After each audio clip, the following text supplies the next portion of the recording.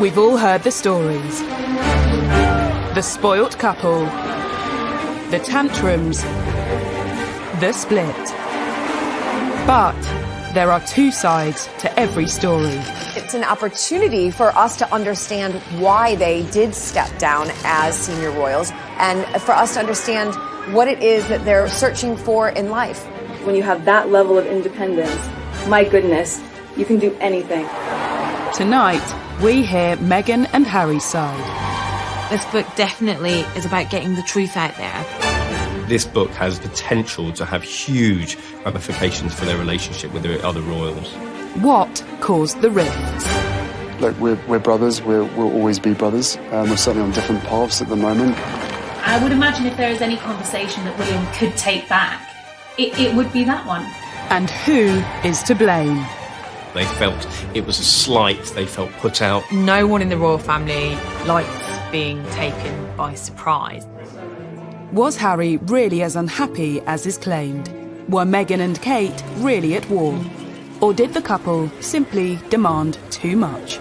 Kate and Meghan are not obligated to be best friends. There is an intense interest from the public to try and find out the unfettered truth. Meghan Markle made serious judgment calls and made considerable errors. Can the couple ever repair relations with the rest of the royals? I don't see them going back into the constraining embrace of the royal family. I think that they will fly free. And how kind will history be to Meghan and Harry? Yes, they were breaking free of the royal family. Yes, they were able to embark on a new chapter of their lives, but it came at a huge cost.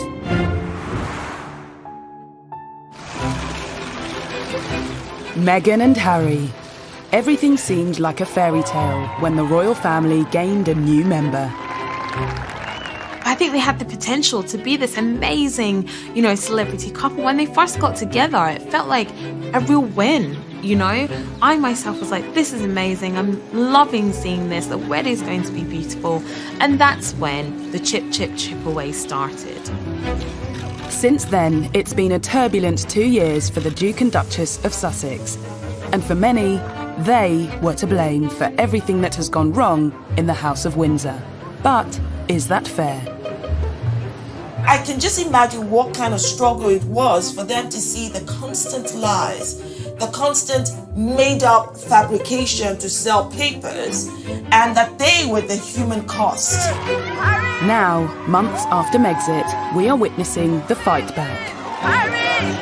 An explosive new book tells their side of the story, and it's causing breathless news coverage on both sides of the Atlantic. Now with the explosive new tell-all about the royal family. This morning, new revelations about Harry and Meghan's decision to step back as senior members of the royal family. And there could be some pretty stressful conversations for the royal family following claims made by a new biography of Prince Harry and Meghan Markle. Finding Freedom charts the relationship of Harry and Meghan from their first meeting to stepping back as senior royals. Everyone wants to know if this book is Harry and Meghan setting the record straight. They and the authors say they weren't involved, but that hasn't stopped speculation. I think it's hard to believe that they didn't have more than an interest in it, certainly.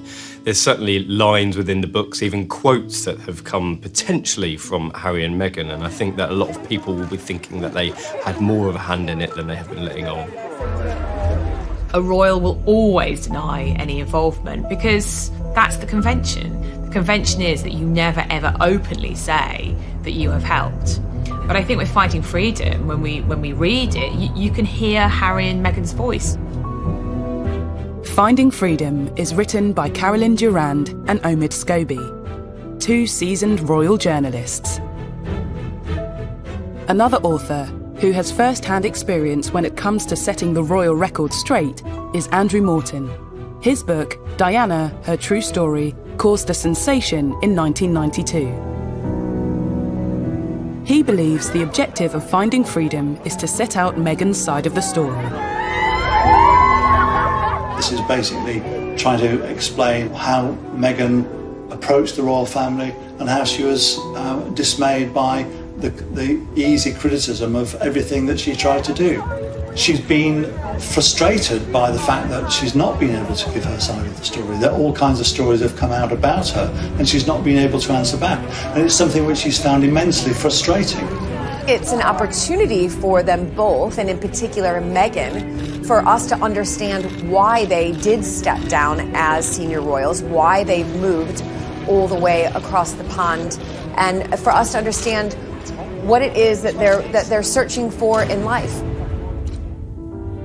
At the heart of the book is Harry and Meghan's decision to step down as senior royals. There are many reasons given, but crucially, we are told they were fed up being controlled by the royal institution. When they were told that they had to be brought within the confines of the Buckingham Palace machine, I think that's when they realised that their wings were being clipped and they weren't going to actually realise the stardom that they had set themselves up to be. The book claims there were concerns that the couple should be brought into the fold. Otherwise, the establishment feared their popularity might eclipse that of the royal family. I think they were particularly worried about William and Kate, that they might become more popular than them. And I think they just couldn't stand the idea of that. They couldn't stand the idea of this young modern couple, half of which is African American, potentially being more popular than William and Kate, who were their golden couple. Are we to read it that Harry and Meghan felt that the other households thought they needed reining in, slapping down?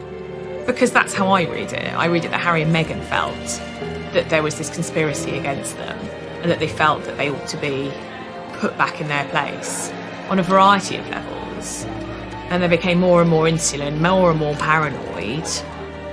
And then they felt there was no option but to leave. It always reminds me of a top football manager saying that no one is bigger than the club. And I think that analogy is very, very true here, that they weren't bigger than the institution. And certainly the men in grey suits that they believe were stalking the corridors trying to clip their wings might have been an invention in their own heads rather than actually what was going on. Those men in grey suits, as Princess Diana used to call them, were allegedly another element pushing Meghan and Harry away. In the book, friends of the couple call them vipers, and it's claimed some of them simply didn't like Meghan and would stop at nothing to make her life difficult. One of the suggestions in the book is that the courtiers, or the vipers as Harry and Meghan apparently refer to them, were out to get them, that they didn't like Meghan from the outset. It may very well be the case that there was a courtier, maybe two, who had it in for Meghan, who felt that she was too different, too confident, too ambitious, too different from anyone who had married into the royal family before. Meghan's differences led friends to call her Duchess Different, a play on the often repeated claims she was known as Duchess Difficult inside palace walls. I think calling Meghan Duchess Different is very telling, and it shows the gap between the old ways and the new ways. We can appreciate the value that both represent and celebrate the difference rather than try to, push it down or make it look like it's something bad. As Meghan and Harry's relationship with each other blossomed, their relationship with the palace and the rest of the royal family seems to have soured. The new book says, increasingly, Harry had grown frustrated that he and Meghan often took a backseat to other family members. And the pair had to wait to announce projects if other, more senior royals had announcements of their own. I think she found that very difficult because actually what she thought she was getting was unrivaled power, and she'd be able to help and effect this change and be this change maker, which is what she wanted to be. And actually, she found she was living in a gilded cage. By Christmas of 2019, Meghan and Harry had skipped Sandringham to take an extended break in Canada. They'd decided something had to change. And was that decision reinforced when they saw the Queen's Christmas message?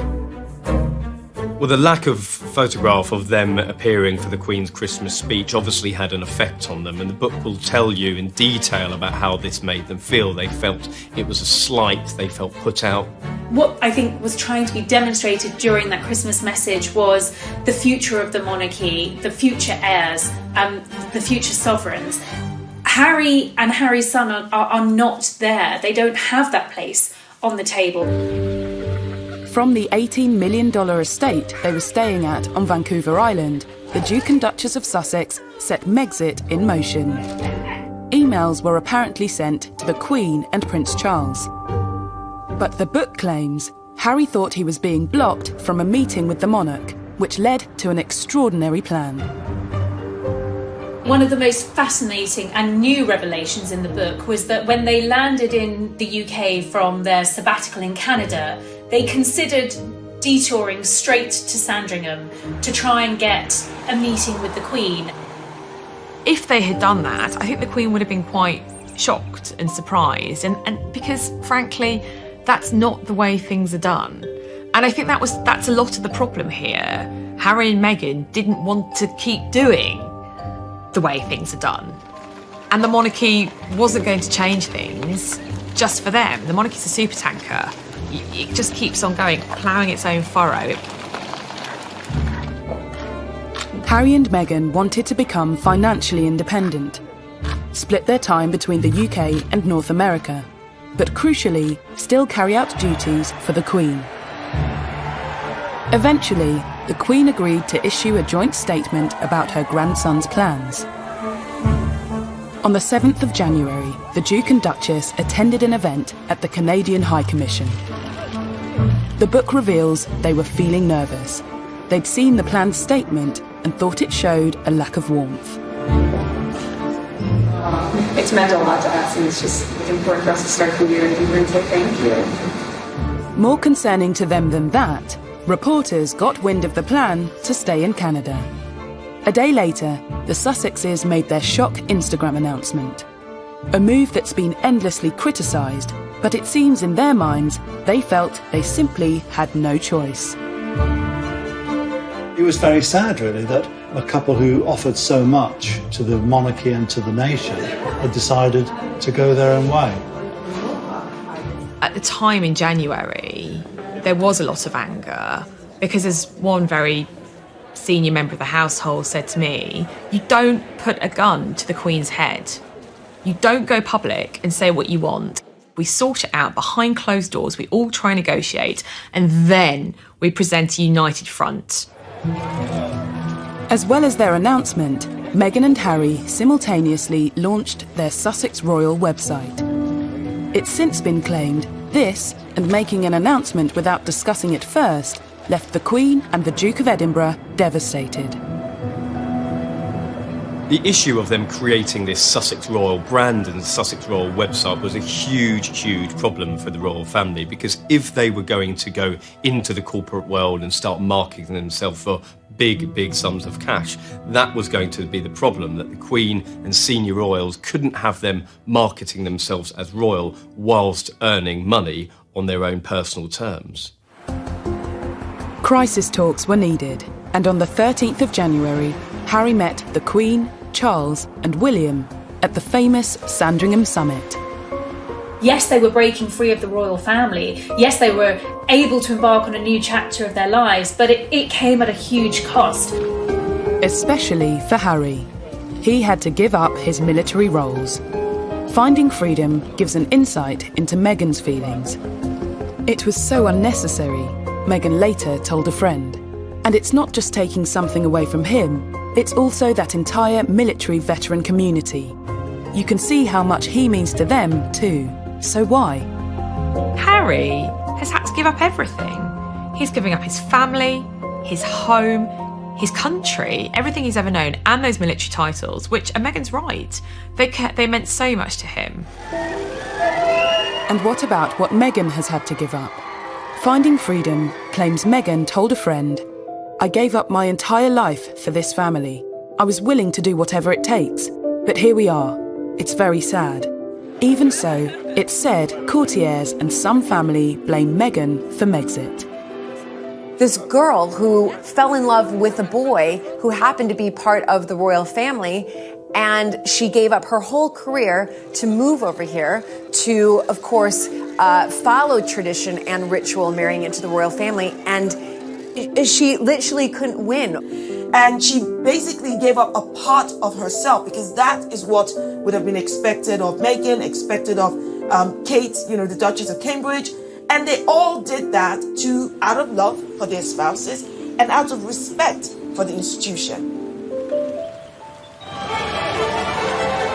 These new revelations tell a story of just how unhappy Harry and Meghan were with their royal life and how they felt forced into leaving. But the new book also gives us a new insight into Harry and William's relationship. William potentially saying to Harry, listen, take your time to get to know this girl. Don't be blindsided by lust. Don't rush into anything. I would imagine if there is any conversation that William probably could take back, it would be that one.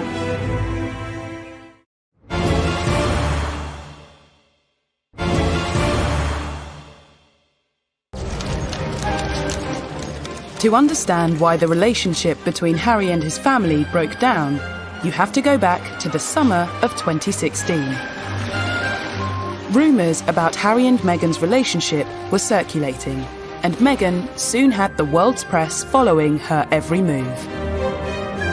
By November, Harry had had enough and issued an extraordinary statement asking the press to leave his girlfriend alone. And Prince Harry lambasts the press for harassing his American girlfriend, Meghan Markle. The statement that Prince Harry released through his private office in November came just after a deluge of media reports about their relationship. I mean, the statement was a bombshell, perhaps the first of what we were to expect from the Sussexes, in that it was certainly the most personal statement I've ever read from a senior member of the royal family. This was also confirmation that Meghan was his girlfriend. Don't forget, up until that point, it was only speculation. It's now been claimed the statement caused tension in the family. Not because of its content, but because of its timing. It immediately took attention away from Charles and Camilla. They were on a diplomatic tour of the Middle East. Well, Harry's decision to write this statement himself and give the family only 20 minutes notice that he was putting it out was absolutely catastrophic. It torpedoed Prince Charles's tour of the Middle East, which went down like an absolute lead balloon in the palace. The royal family has strict protocols in place to ensure they don't overshadow each other's work. Something Harry appeared to overlook when he attempted to protect Meghan. I think one of the themes that is explored in Finding Freedom is the jealousies of some members of the royal household and some courtiers of the level of attention that the Sussexes were getting. There was a point when Charles and Camilla weren't even getting a look in. All the tabloids wanted to run was stories about Meghan and Harry, and that became a problem. And I think there's definitely some truth in the fact that Charles at times has felt a bit jealous, maybe, of his son's public profile, because for a long time William and Harry were getting really, really positive publicity, and Charles, of course, had dreadful publicity. Harry's statement caused shockwaves in the palace and allegedly upset the Prince of Wales. But looking back, this wasn't the first time Harry had come out in vocal defence of his girlfriends. In 2005, whilst dating Chelsea Davy, he gave a frank interview to mark his 21st birthday. I suppose that is the media in general. There's truth and there's lies, and unfortunately I can't get the truth across because I don't have my own column in the paper, which I'm thinking about getting. It does irritate me because obviously I get to see how upset she gets, and I know the real her. I don't think Harry's changed an awful lot over the years. He's become far more considered and far more aware of what's going on in the world. At the same time, his hostility to the mass media and to photographers and the paparazzi in particular hasn't changed one jot. So he was hostile to them before and is hostile to them now, to the point where he has, in his own mind, more control over his life. Less than a year after the statement, there was another incident, this time between Harry and William. Finding Freedom details a conversation that supposedly took place just before Harry proposed to Meghan. William is quoted as saying, "Don't feel you need to rush this. take as much time as you need to get to know this girl. A source claims William didn't want his brother to be blindsided by lust. The book goes on to say, Harry could see through William's words. He was being a snob. I think that there was a great misunderstanding in that moment.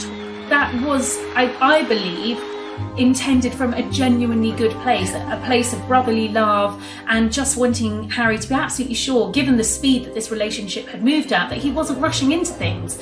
Harry, who was clearly sensitive and I think aware of some of the sniping in the corridors of power about Meghan, just took this deeply personal and the wrong way. And I would imagine if there is any conversation that William probably could take back, it would be that one. I think William was just trying to look out for his younger brother. Now, maybe it goes to the heart of their relationship and Harry was frankly fed up with playing third wheel, effectively, to William, Kate and Harry. I mean, sometimes when the three of them did jobs together, I'd go and watch them, and I did feel a bit sorry for Harry. You know, Kate and William were always first because, you know, in the line of succession, William's always first, and Harry was always slightly trailing behind. So did William ever really accept Meghan? Rumours of a rift refused to go away. During Christmas of 2018, William appeared to ignore Meghan outside church. The following Easter, another incident, on the Queen's 93rd birthday. The footage appeared to show the brothers avoiding each other. Is there petty jealousy?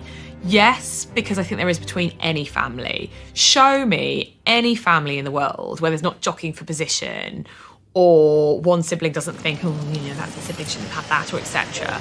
That is family. That is the human condition. I do think this is War of the Wales part 2, but this is also the British royal family. This is what they do. They argue, they fall out, and then we make a drama out of it. But for some, Harry and William's fallout is far more serious. This was a devastating blow to the British people and indeed members of the Commonwealth, because they have looked to William and Harry as being the successors. So to see a divide between those really did tear at the very fabric of the British public's relationship with the royal family. From an early age, there was clearly a friendly rivalry between the brothers. Would you live together again? In a nice experience being the same? Well, bear in mind I cook him and feed him basically every day. I think he's done rather well. You told us the other week that he did all the washing out. He does do a bit of the washing up, then he leaves most of it in the sink and then it comes back in the morning and I have to wash it up. Oh, the lies. I think the difference between William and Harry has a lot to do with succession in the royal family. William knows that at one day he will become king. Harry knew that the reality of that was very, very unlikely that he would ever sit on the throne. So in many ways, he lived a life free of those shackles.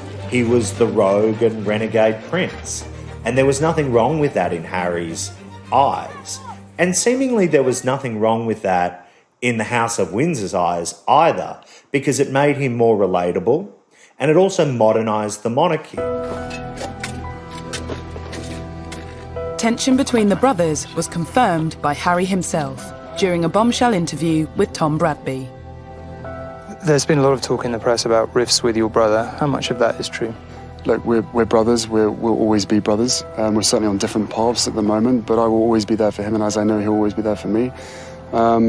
You know, we don't see each other as much as we used to, but you know, it's just, as I said, as brothers, you know, you have good days, you have bad days.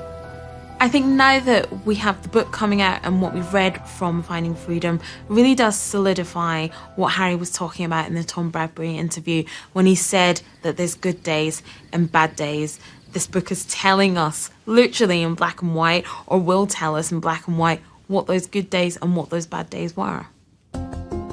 Not only is it alleged that William wasn't as accepting of Meghan as Harry would have liked, it's also claimed she wasn't warmly welcomed within the palace. One senior royal referred to the American actress as Harry's showgirl. Another told an aide she comes with a lot of baggage. and a high-ranking courtier was overheard telling a colleague, "There's just something about her I don't trust." It is alleged that a senior member of the royal family referred to Meghan as Harry's showgirl. We don't know which senior member of the royal family this is. According to another source, a courtier said that she came with a lot of baggage. And to a degree, Meghan did come with baggage. She wasn't the virgin bride marrying into the royal family. I think it was celebrated that she was from a dual heritage. She had a black mother, a white father. There was a great excitement about the fact that she was akin to a Hollywood movie star, not A-list, but still famous in her own right. Meghan was a senior royal for, an incredibly short time. And I think if we look back at that short time, she was almost immediately hounded by the British tabloid press. And there wasn't there really wasn't. It's very hard to find a really kind article about Meghan that was rather ruthless, to be honest. Now, with thousands of miles separating Meghan from the palace and Harry from his brother, it remains to be seen if Harry and William's relationship can ever be the same again. I definitely think the dust needs to settle, and it may not happen next week or the next weekend or the one after that, but there's definitely a way back from this, and their relationship can be repaired. The irony about this book, in many ways, is that the brothers were just getting to a stage in their relationship where they were on a more even keel. I was told that communication had resumed between the brothers. We don't know whether they've spoken in light of the excerpts from this book, but one can only imagine that this has done nothing to improve relations that were strained in the beginning, and at this stage must seem pretty beyond repair. Finding Freedom not only claims to know what happened behind the scenes with Harry and William, but sheds a light on the rumours of duchesses at war. I think there was a lot of excitement that Kate and Meghan would have become best buddies. However, when you look at it on the face of it, they were very, very different women from very different backgrounds. They were already going to have very different roles with the institution. And I think the pictures of them laughing and joking at Wimbledon were probably the best it was ever going to get.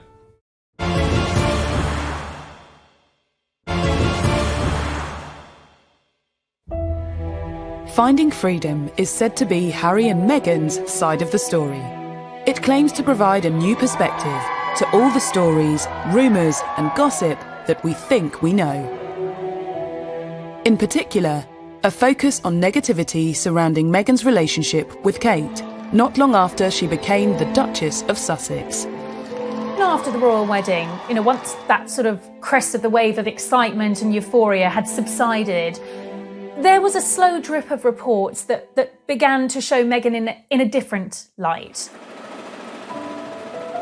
After her wedding, Meghan was faced with a number of negative headlines.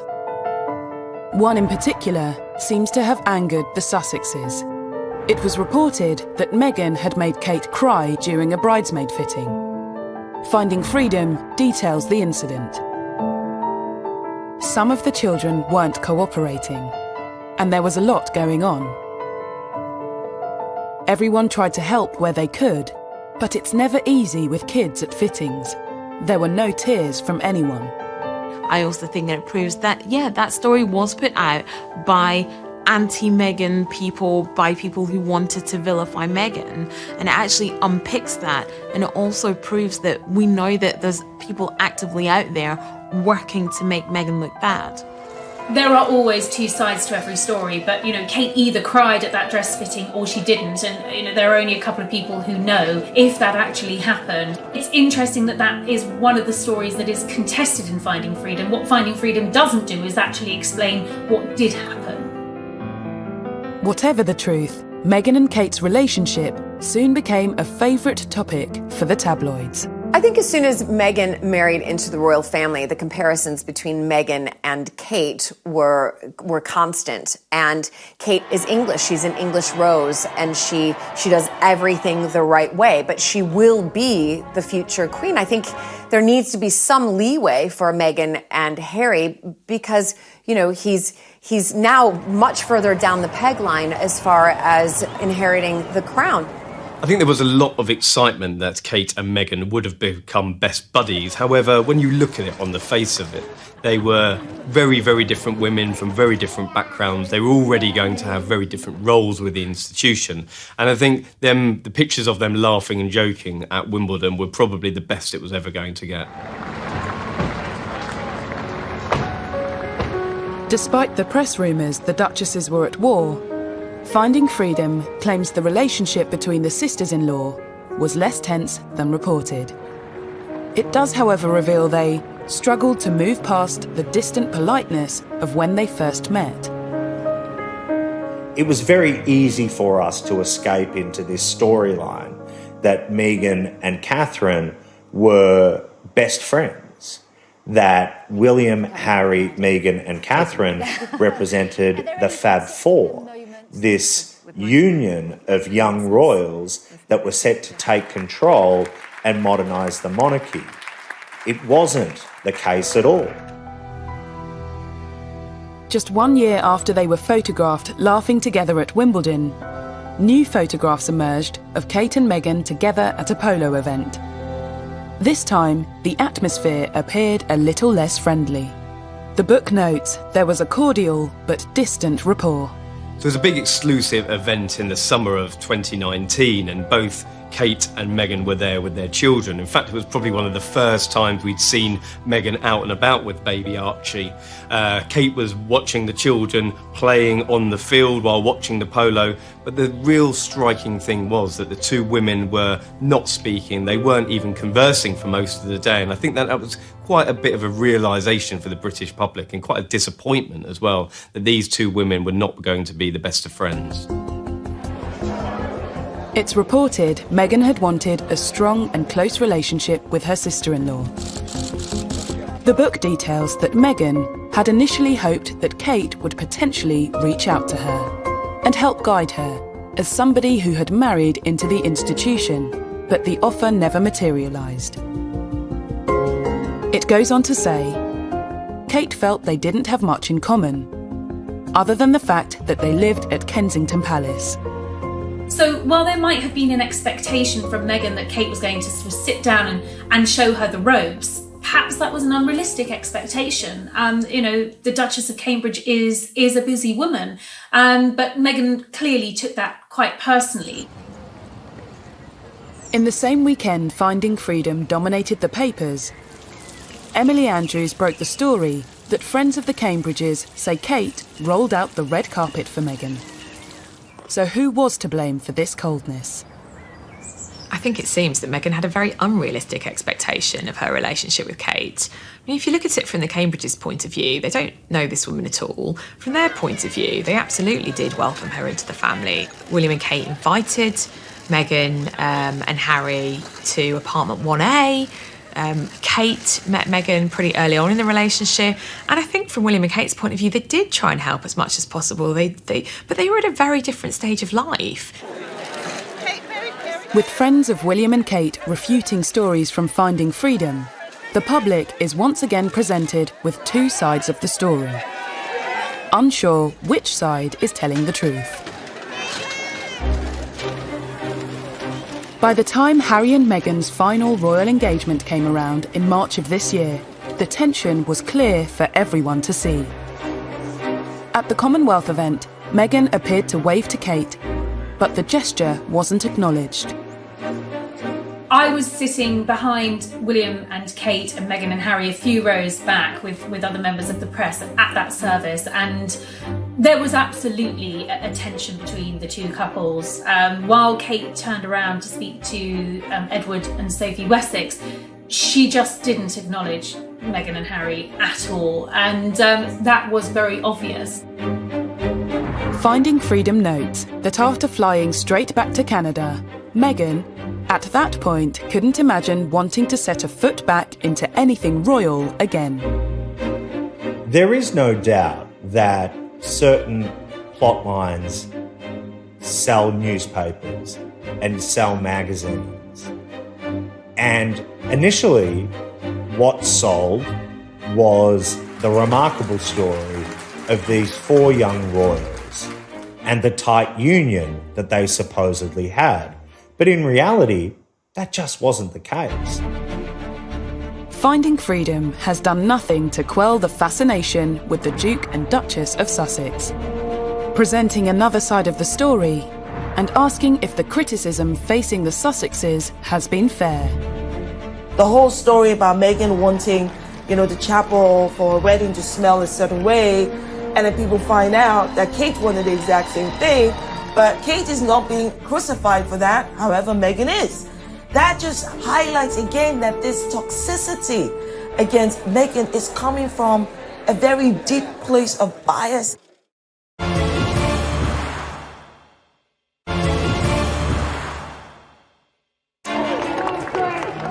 Finding Freedom might arguably tell the story from Harry and Meghan's side, but it's not the only book about them to hit the shelves this summer.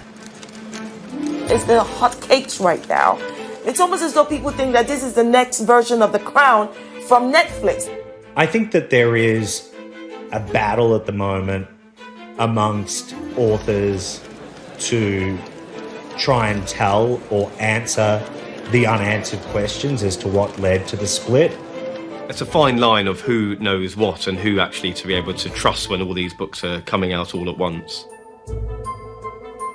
Many well-covered tales about the Sussexes feature in books by Lady Colin Campbell and journalists Dylan Howard and Andy Tillett. But are these just examples of yet more unfair criticism that Meghan has faced?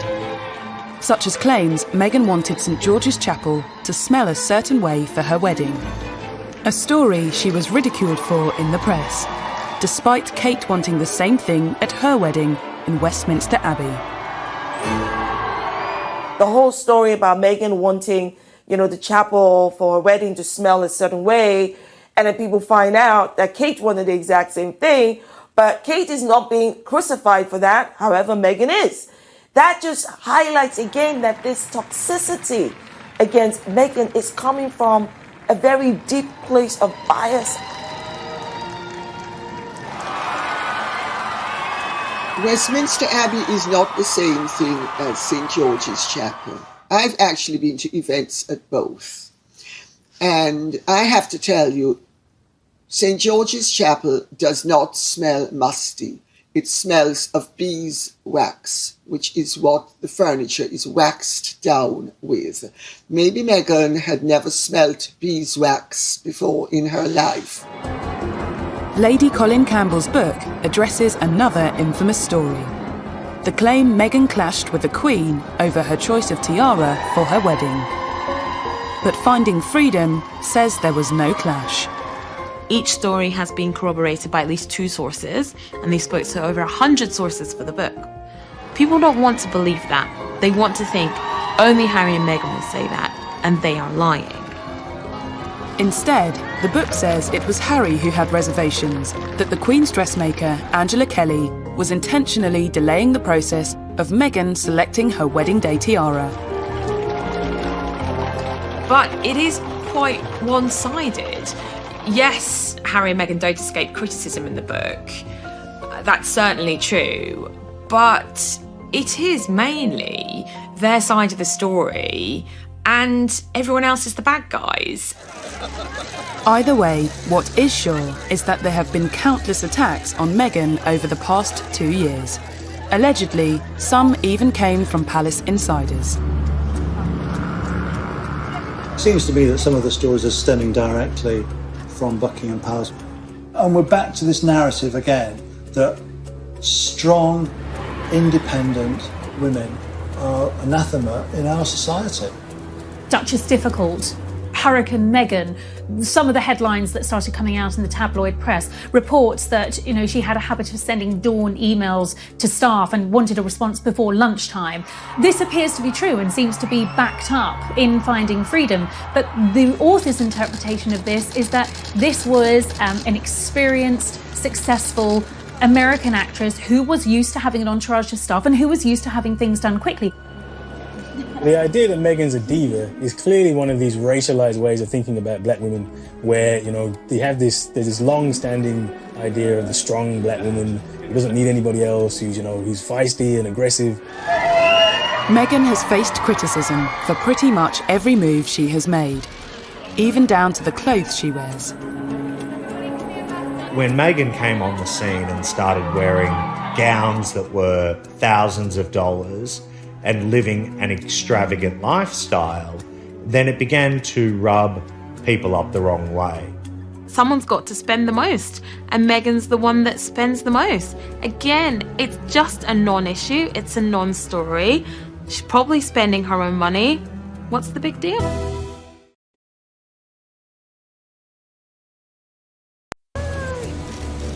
And even a claim that Kensington Palace staff noted that Meghan's charity cookbook, raising funds for the victims of the Grenfell tragedy, didn't contain a single recipe of British origin. She was trying to do something wonderful and good for all of those that were lost at Grenfell Tower and for their families.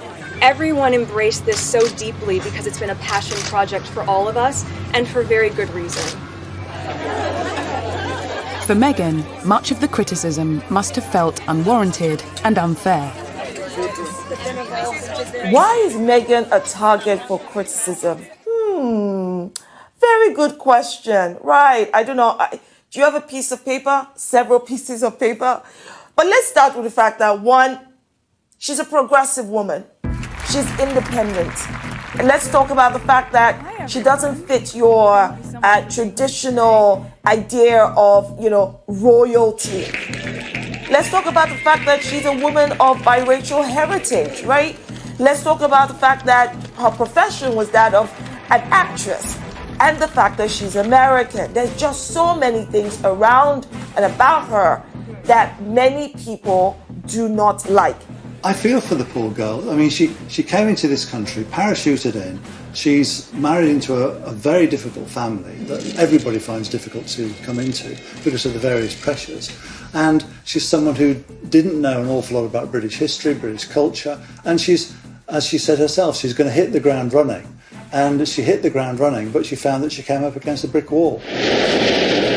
But amongst all of the petty criticism, there have also been stories that suggest Meghan and the royal way of life was a culture clash. In my book, I go to great lengths to explain how the culture clash arose. Because Meghan has very American attitudes and expectations. She is all about confidence, go-getting, hustling, and all of those Hollywood things that she has been brought up to regard as desirable. Did Meghan really know what she was letting herself in for when she married into the royal family?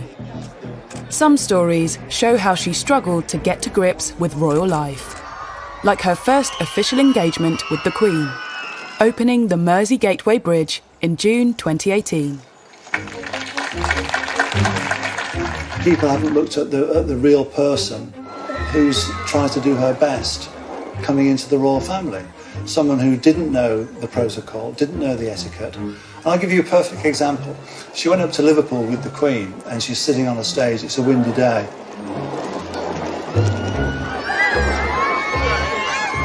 She doesn't know what side of the car to get into, to get out of, what hand to hold her handbag in, and you can see that kind of confusion in her face. Meghan, even though she's an actress, has had to swap the red carpet for the Royal Roadshow, and it's a difficult gig. There were certain elements of royalty that perhaps weren't for Meghan, but she was widely condemned regardless, like security. Dylan Howard's Royals at War reminds us of an incident in Fiji when Meghan visited a market. Every royal is assigned a level of protection when making appearances in public, and there could be no more valuable commodity, if you like, than a pregnant Meghan Markle making appearances in public. Under sweltering temperatures and with an increasingly large crowd, the Duchess was rushed out and the visit ended early. Turn around,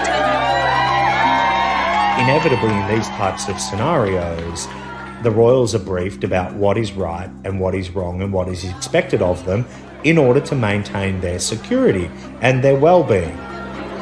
The security officer in charge quit her role not long after, amid claims at the time that Meghan found security constraining. Although the palace denied this was why she left. Guys, out. Just stay to the side, please. Everyone turn around. Meghan was oblivious. Despite being told how to behave, she thumbed her nose at the restrictions or recommendations of the Royal Protection Officer. And Lady Colin Campbell recalls at an event that, in her view, shows Meghan unwilling to persist with royal duty at her and Harry's first public engagement as a married couple. I was at a dinner party at a very, very famous aristocrat's house 4 nights after the wedding. And this person has impeccable court connections.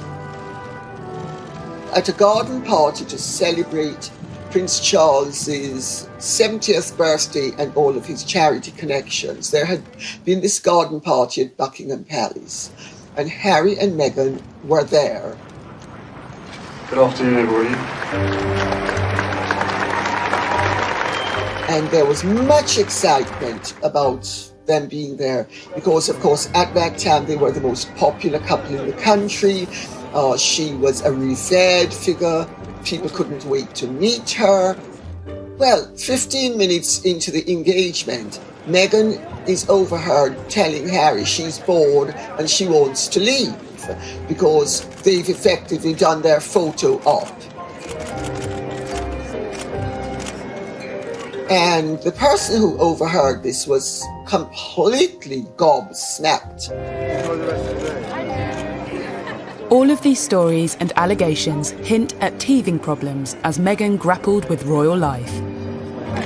But rather than focusing on arguably unfair criticisms, should the public and press have been more understanding of Meghan's struggle?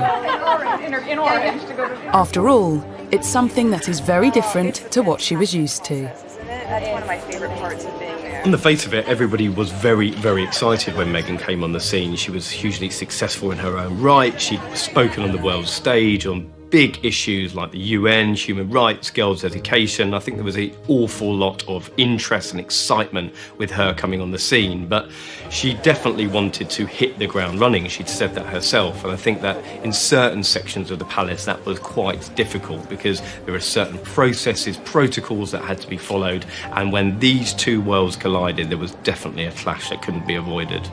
There was a culture clash.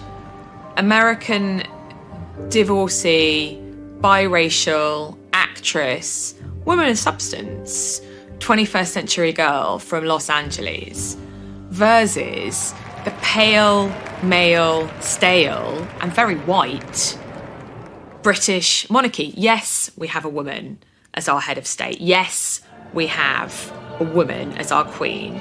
But it is still an old-fashioned institution. It's done in tradition is all, duty is all. And that's not very woke or 21st century. Coming up, did Meghan feel she lost her ability to speak out when she became a royal? That age-old mantra, which has stood the royals in very good stead, never complain, never explain. I think most people would say that she absolutely didn't understand that. And now that she and Harry have left, is she getting her voice back? It's been very empowering and inspiring to see and to hear what they've had to say.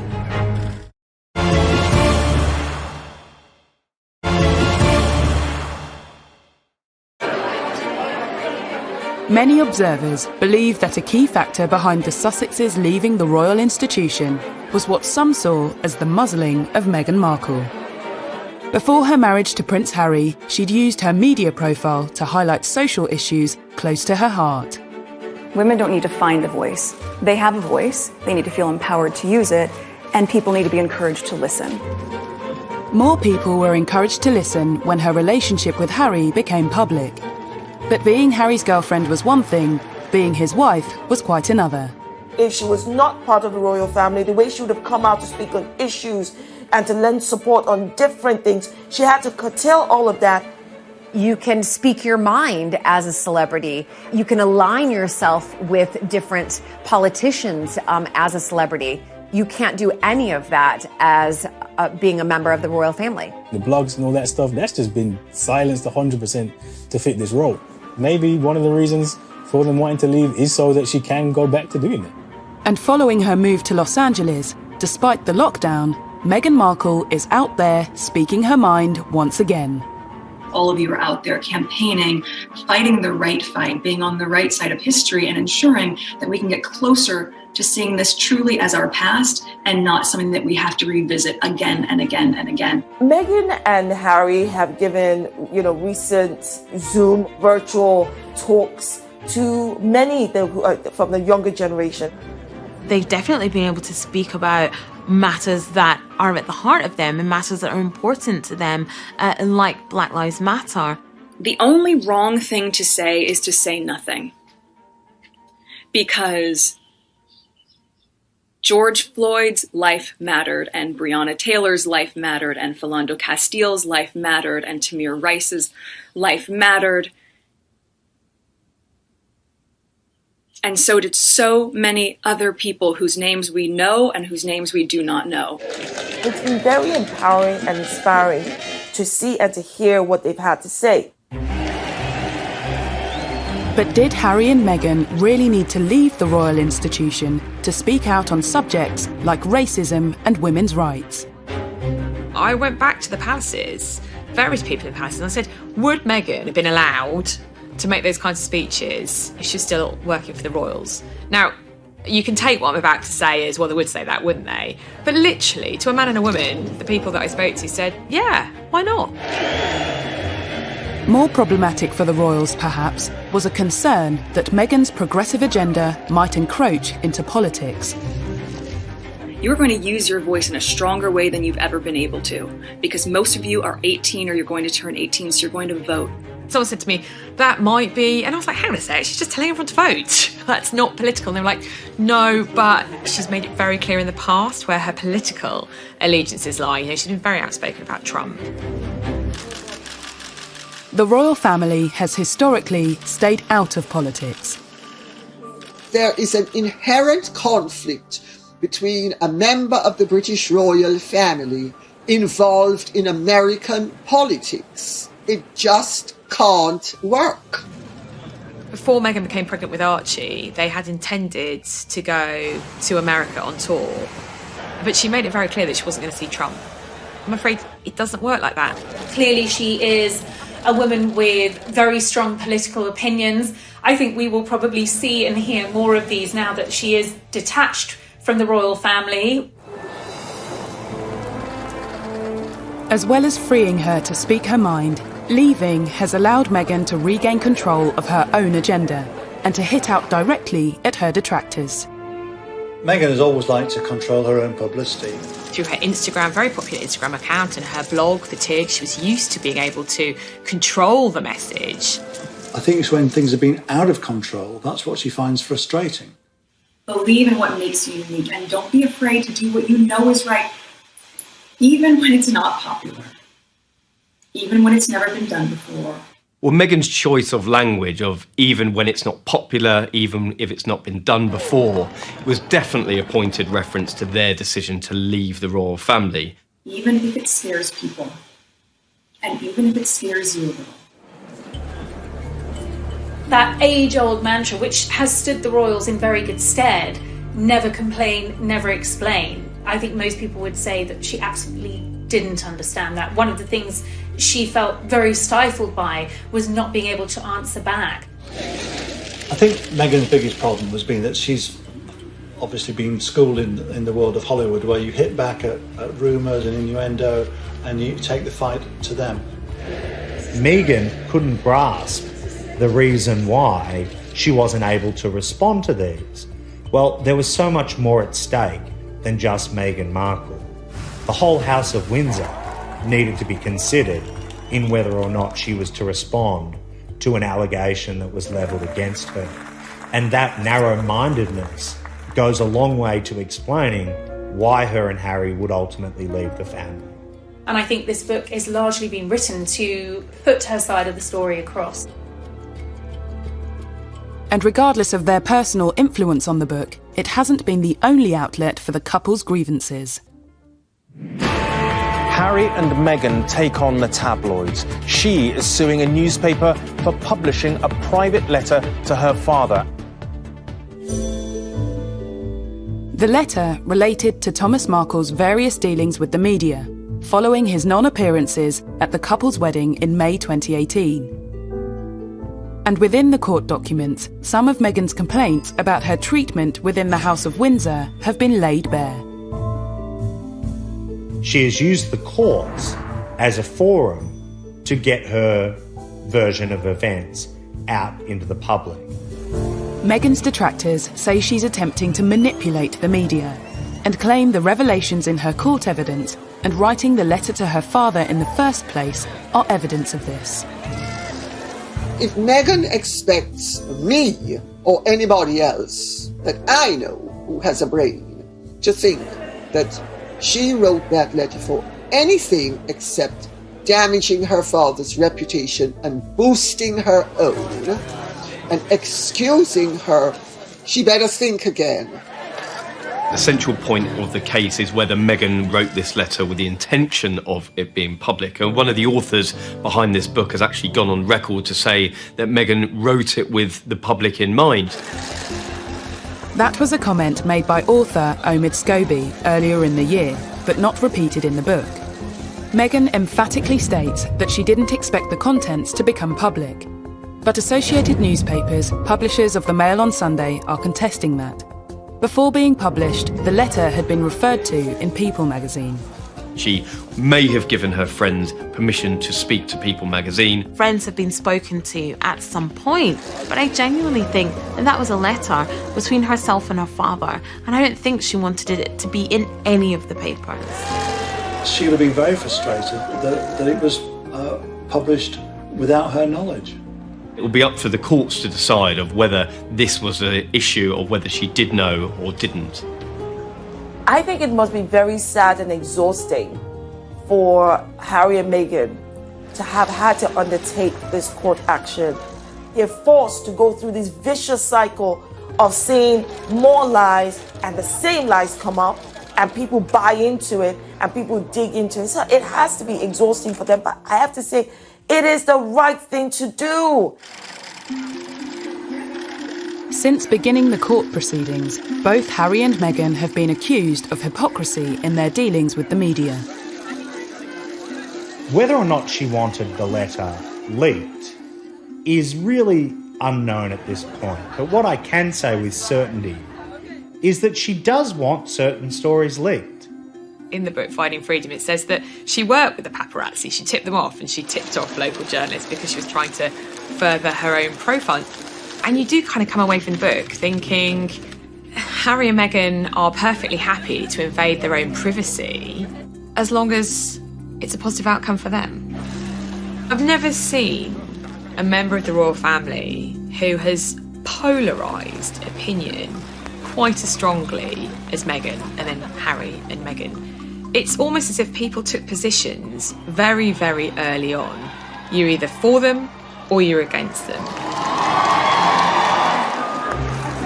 But unlike many such debates, there will eventually be winners and losers on at least some of the big questions over Meghan. Is she an attention-seeking hypocrite who was a disruptive influence on the royal family? Or is she a well-meaning and wholly innocent victim of racism, sexism, and the machinery and machinations of the monarchy? It seems that the English courts will play a part in answering that question.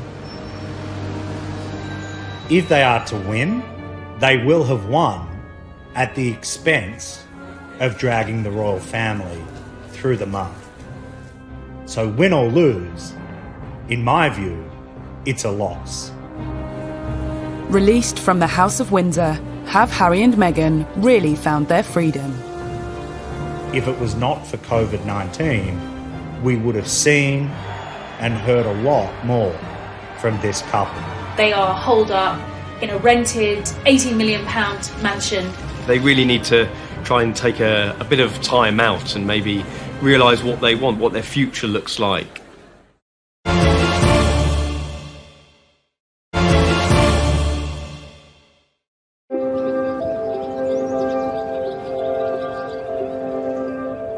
Meghan and Harry have begun their new journey in Los Angeles, and released from the shackles of the British monarchy, their new life is laid bare in a revelatory new book, Finding Freedom. But are they? I think moving to LA, to California, they have found a lot of freedom, at least a lot compared to what they were having over here in the UK. It's just different over there. It's more laid back, it's easier, it's a slower pace of life. And I think that's going to be good for the both of them. They really need to try and take a bit of time out and maybe realise what they want, what their future looks like.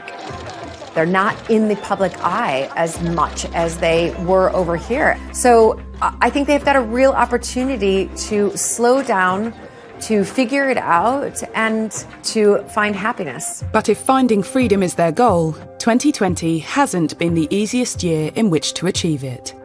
Have they actually found freedom? Not really. No one could have predicted this pandemic, but the reality is that they are holed up in a rented £80 million mansion in Beverly Hills, taking on the paparazzi because they believe they have invaded their privacy by taking pictures of them. The idea that they are almost prisoners in their own home doesn't suggest that they have found freedom. The Duke and Duchess of Sussex launched another legal action, this time in the US, after drones were allegedly used to take pictures of their infant son, Archie. These reports of the drone that's flying over their LA home and they're trying to find that person and then they will sue that person. It goes to show you that they will not put up with the invasion of their privacy at all. Some believe that for a couple seeking freedom and wary of the paparazzi, moving to Los Angeles was a strange choice. That remains the great paradox of a decision to move out of the royal family to avoid the limelight and move to a place where the limelight shines brighter than anywhere else in the world. They've gone to the capital of the world. In LA, freedom of expression is paramount. I think that we're seeing how they're trying to achieve the privacy that they want by suing publications, and they probably won't stop until they stop being pursued. So I think this will definitely put caution in a lot of journalists and a lot of photographers, and being very, very careful about what they print. The Sussexes' battle is far from over when it comes to protecting their privacy. But what does the future hold when it comes to their financial freedom? I think we're going to see a lot more of Meghan and Harry making speeches. I've been told the Obamas' business model is something that they're very much aspiring to, which could earn them a very lucrative income indeed. I mean, public speaking engagements alone could earn a couple hundreds of thousands of dollars. And I'm quite sure that in California, where they're now based, that there will be all kinds of companies that will want to see them on their boards. And I can well imagine, for example, Meghan going on board of a major international company to look at gender issues. There's much speculation about the path that Meghan will take. But what about Prince Harry? The break from the royal family meant giving up all his military titles, and which took up an awful lot of his time. I think he probably took that quite hard, and I think that was a bit harsh, but I'm hoping that he can continue to work with veterans in some form, perhaps in America, and continue that line of work, because he was genuinely passionate about it. If, as seems likely, Harry has more difficulty than Meghan in acclimatising to this new life, might some kind of return to the royal fold be possible? The Queen gave them this option of the trial period, see how you fare after 12 months and see if it's working for you. Partly through coronavirus and partly through the way they have handled things, what they hoped to achieve is clearly turning out to be more of an uphill struggle than they would have envisaged initially. Who knows? I don't think they know what they're going to be doing between now and next week, much less next year. There were headlines in some of the tabloid press after the serialization that, you know, there was no way back after this, after the revelations, after airing their dirty laundry in public, that, you know, this was it for the Sussexes. I'm not so sure. While I don't think they will go back to a royal role as such, Harry remains, in spite of what's been said and what's happened, deeply loved by his family. Whatever the future might hold for the former royal couple, it seems that for now, a return to the House of Windsor is very far from their minds. I think that they will get it right over there. You know, I have hope that they will do exciting and amazing things together, become financially independent and live a peaceful life, which I suspect is what they both want. I applaud Harry and Meghan for standing up for what they believe and wanting to carve out a life for themselves that makes them happy. That should ultimately be what we all want for them. They've got an opportunity to make a change, to make a difference, and I'm quite sure that they will continue to do that over the next few years, but not under the umbrella of the royal family, but under their own umbrella. In 2018, William, Harry, Kate and Meghan were being hailed as the golden generation who'd build a new 21st century monarchy. In just 2 years, that dream has shattered. How? Finding Freedom certainly doesn't have all the answers, but it does reveal the open wounds currently blighting the royal family, and some say rubs salt into them. There are two sides to every story. Which one to believe, that's up to you. First got together, it felt like a real win, you know? I myself was like, this is amazing, I'm loving seeing this, the wedding's going to be beautiful. And that's when the chip away started. Since then, it's been a turbulent 2 years for the Duke and Duchess of Sussex. And for many, they were to blame for everything that has gone wrong in the House of Windsor. But is that fair? I can just imagine what kind of struggle it was for them to see the constant lies, the constant made-up fabrication to sell papers, and that they were the human cost. Now, months after Megxit, we are witnessing the fight back. An explosive new book tells their side of the story, and it's causing breathless news coverage on both sides of the Atlantic.